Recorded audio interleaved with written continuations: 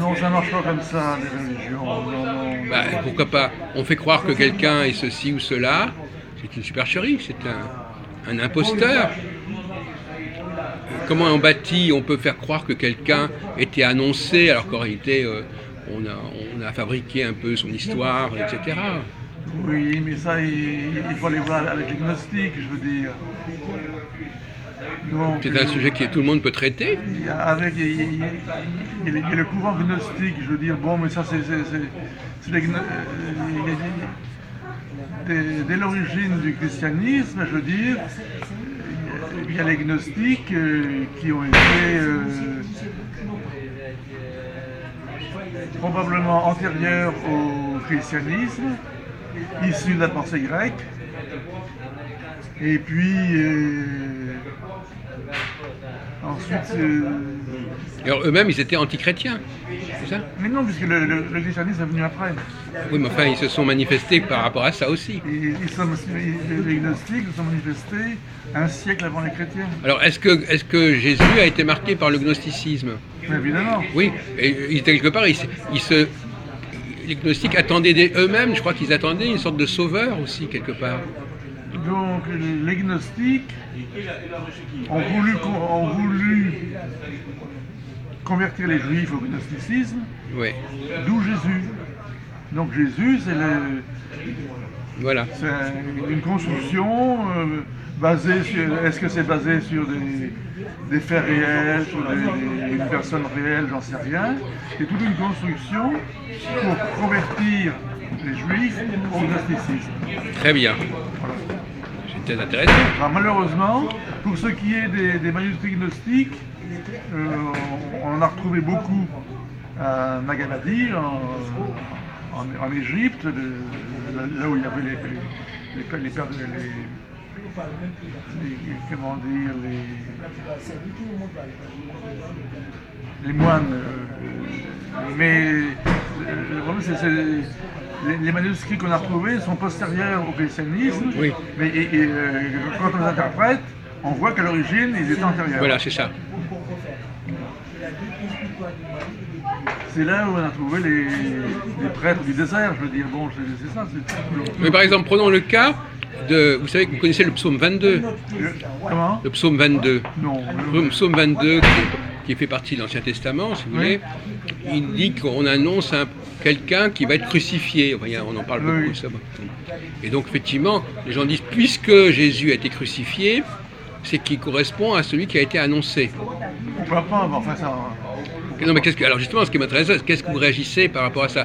Est-ce que ça veut dire, est-ce qu'on a pris quelqu'un qui a été crucifié et on a dit tiens, puisqu'il est crucifié, ça tombe bien? Ou bien est-ce qu'on a inventé qu'il ait été crucifié? Mais il y a eu le maître de justice des Esséniens, Oui, aussi. qui a été crucifié. On ne sait pas si c'est un siècle ou deux. On sait Avant. pas, avant. Il a été avant crucifié. à Damas. Ah, c'est intéressant. À Damas. Oui. Donc c'est lui qui correspondrait au psaume, en fait. Oui, mais c'est notre origine. Les Esséniens, c'est pas les gnostiques quand même. Hein. Non, mais peu importe, mais ça, il pourrait dire qu'il a été annoncé aussi par les psaumes. C'est psaumes. notre origine du christianisme. Oui. Qui correspond mieux à Jésus que les gnostiques qui correspondent plutôt au Saint-Esprit. Oui. Puis enfin, il y a Moïse qui correspond au Père. Alors justement, qu'est-ce que vous pensez du fait, Grenet-Louis, que de la même façon que Jacob a eu 12 fils, Jésus a eu 12 apôtres? Est-ce que c'est une sorte de calque comme ça qui est... Oh, mais ça c'est le schéma général de toutes les religions, je veux dire. Dans toutes les religions, on trouve les mêmes schémas. Oui, mais justement, enfin, ça veut dire quand même que ça, autant la crucifixion est peut-être un fait réel, autant le fait qu'il ait eu 12 apôtres, bon, il a pu se mettre 12 apôtres, effectivement, on peut toujours décider qu'on a 12 personnes dans son club. Il fallait bien des apôtres pour qu'il y ait une tradition religieuse, je veux dire, bon, oui. Quand on fonde une religion, il faut des prêtres, etc. Je veux dire, c'est tout... Mais qui a fondé la religion, on ne sait pas trop. Et puis il y a Paul aussi. Il y a Paul dans le coup. Eh oui. Eh oui. Parce que Jésus, lui, apparemment, il disait qu'il était venu pour sauver les brebis d'Israël, uniquement. Donc il n'était pas venu pour sauver toute l'humanité. Il était au départ venu pour sauver le peuple hébreu. Et c'est dans un deuxième temps qu'on a étendu sa mission. Ah, voilà Jean-Paul. Jean-Paul! Non, mais toutes les origines... On est en pleine discussion, là, oui. Mais toutes les origines chrétiennes sont plus ou moins hypothétiques, elles sont vraisemblables. Bon, mais ça c'est ce qu'on appelle l'histoire des religions, c'est-à-dire après coup on raconte ce qui s'est passé, oui, mais oui. Ce qui s'est passé après coup, ça s'inscrit dans une tradition qui était à l'origine très différente. Donc on peut s'amuser à reconstituer la tradition originelle, mais la traduction actuelle n'est pas du tout la traduction originelle. Donc il y a des traditions religieuses, donc mais moi tout ça, ça m'intéresse pas. Franchement, ça m'intéresse un petit peu, puisque ça intéresse les autres. Bonsoir. Il y a des gens que ça intéresse, bon, mais moi j'ai pas envie de baratiner là-dessus, quoi, je veux dire, sauf pour critiquer, je veux dire, bon. Oui, bien sûr. Donc ce qui m'intéresse, c'est de critiquer tout ça, alors qu'il y a d'autres gens qui les intéressent de baratiner. Alors justement, vous me disiez qu'à l'Union rationaliste, c'était des sujets qu'ils abordaient, le sujet de la contrefaçon, de la supercherie. Oui. Alors qu'est-ce qui... Autrefois, je veux dire, à une autre époque, je veux dire, on était branchés là-dessus, et puis les exégètes, je veux dire, il y a eu, j'ai été formé, je veux dire, à une exégèse des textes... Une approche critique. Critique, je veux dire. Mais cette exégèse est ancienne, a été commencée par les protestants. Je veux dire, bon, puis il y a Spinoza aussi qui a fait une Absolument. exégèse.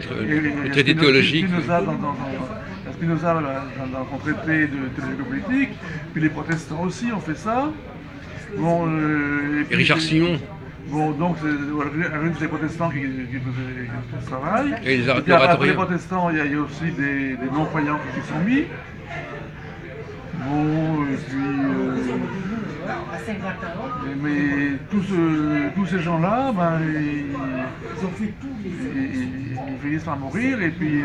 Non, mais ils n'ont pas voulu forcément démolir le christianisme. Oui, ils ont voulu simplement rétablir la genèse de l'écriture. Mais tout ça, ça a disparu, je veux dire, tout ce travail a disparu.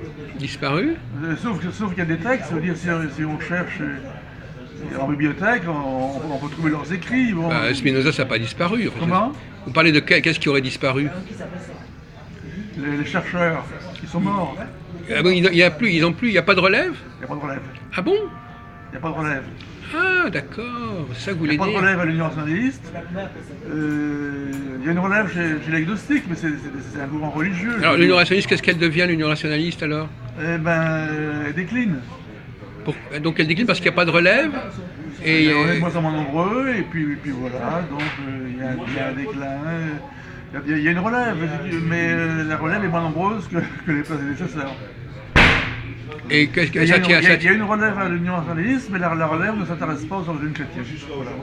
Et ça s'intéresse à quoi actuellement? Elle s'intéresse plutôt aux sciences humaines. Et qu'est-ce qu'elle leur reproche aux sciences humaines? Ah non, ils sont pour, ils en font. Non. Ça veut dire qu'est-ce qu'ils en font des sciences humaines? Ils font des sciences humaines, je veux dire. Qu'est-ce qu'ils en font? Il y a la revue présente, mais je ne sais pas, ils sont pour les sciences humaines, ils en font. Oui, mais enfin, ils ont ils sont quand même toujours dans ce rationalisme quelque part. Oui, ils sont dans...